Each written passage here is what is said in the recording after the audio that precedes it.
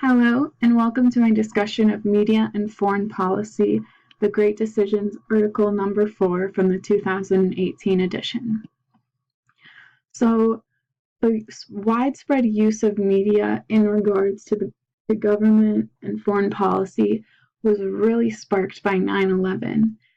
The terrorists were very strategic in sending the first plane, which caught the attention of every camera and every news outlet in the country, so that when the second plane hit, everyone was watching, and eventually, when both of the towers crumbled.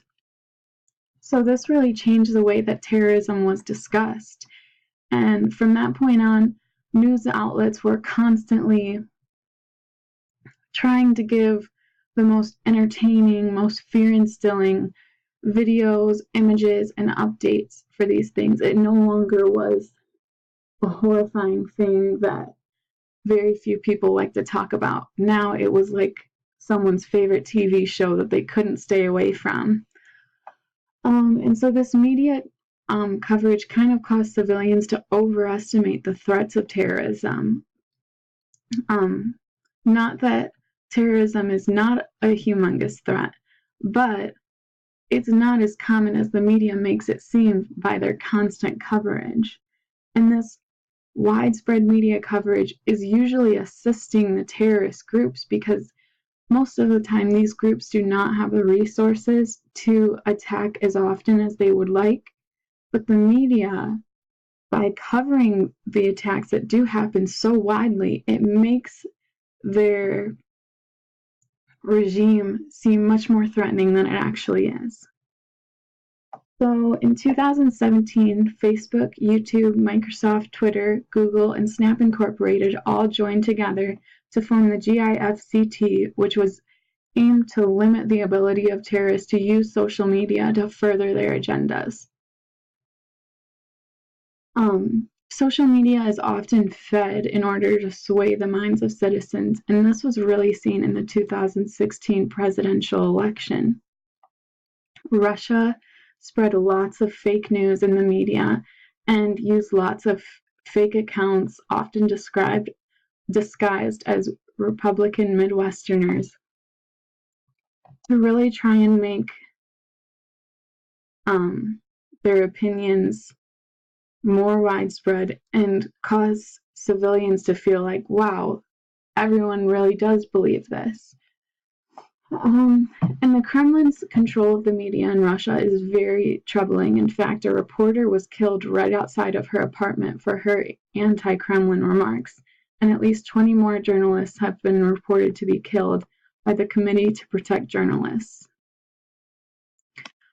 Duncan McKines advocated for the State Department to have a robust, outward-facing internet presence in November of 2007, as they saw that social media was really picking up speed and really now kind of the major platform of discussion in the United States, which is different from what was before newspapers and magazines.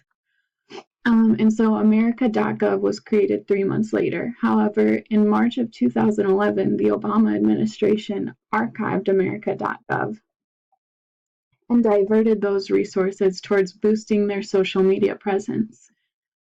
However, the newfound abilities that came along with the social media, such as monitoring conversations and spying on journalists' phone records, began to overstep the First Amendment.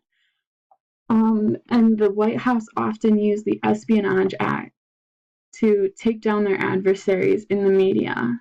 But this act was really created to undermine treason during World War II, which is a completely different scenario. So it was very inappropriate the way the White House went about this.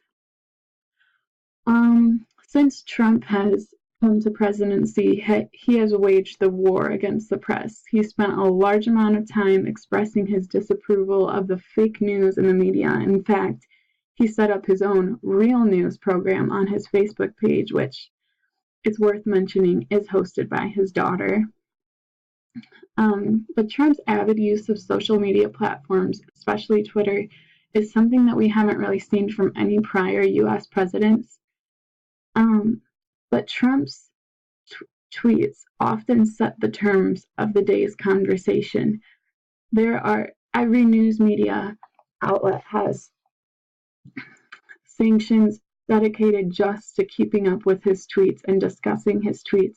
And they usually set the terms of the day's conversations because whatever he says on Twitter is what's talked about for the rest of the day, whether for or against what he said.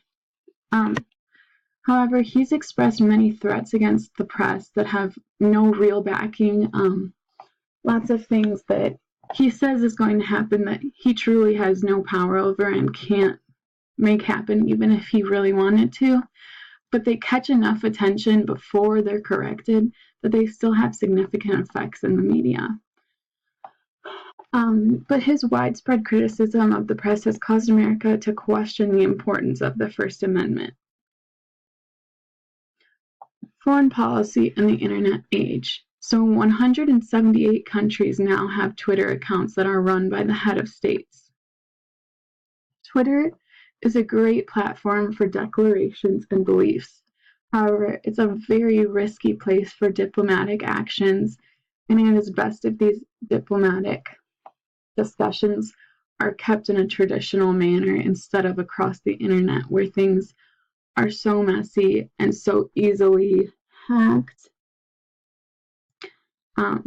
Trump's bold statements have been less than beneficial for the U.S. relations with foreign nations. For example, the London bombing in September of 2017 caused an uproar after Trump made several tweets that were not factually correct and also could have been detrimental to London, who is supposed to be an ally of ours. In conclusion, I'd like to read the quote by Thomas Jefferson in 1786, which states, "Our liberty depends on the freedom of the press, and that cannot be limited without being lost. We see the abuses of power that occur daily in nations without a free press. For example, Russia or North Korea, citizens don't even know what's truly going on because the government controls the press. And we're headed down a dangerous path if we think that we can change the press or limit their abilities. Even if the press is stating opinions that we don't agree with or we don't like, it is our ally and it is essential to remaining a liberal democracy."